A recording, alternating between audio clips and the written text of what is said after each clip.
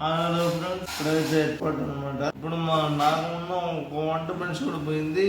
నాకెవరు ఇంకో వంట చేసి పెడతాం, మీ అన్నాన్ని తినేస్తాను అంటే సగనం పోయిందని చెప్తే ఒక పండు ఇచ్చాడు కదా, తినేస్తానని చెప్పి వీళ్ళందరి మీదకి రాబోతుంటే సగం అనే పండుని తీసి నన్ను నోట్లోకి విసిరేస్తాడు. అతను మారిపోయి నా వంట నేనే చేసుకుంటానండి అని చెప్పి వెళ్ళిపోతాడు. చాలా మారిపోతాడు.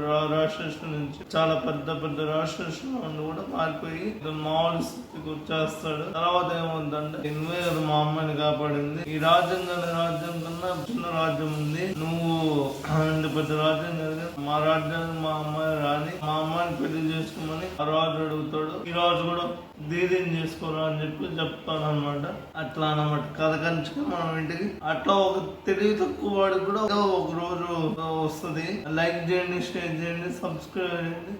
ఇంకో వీడియోతో ముందుకు వస్తాను. ఈ స్టోరీ ఎలా అనిపించిందో చెప్పండి.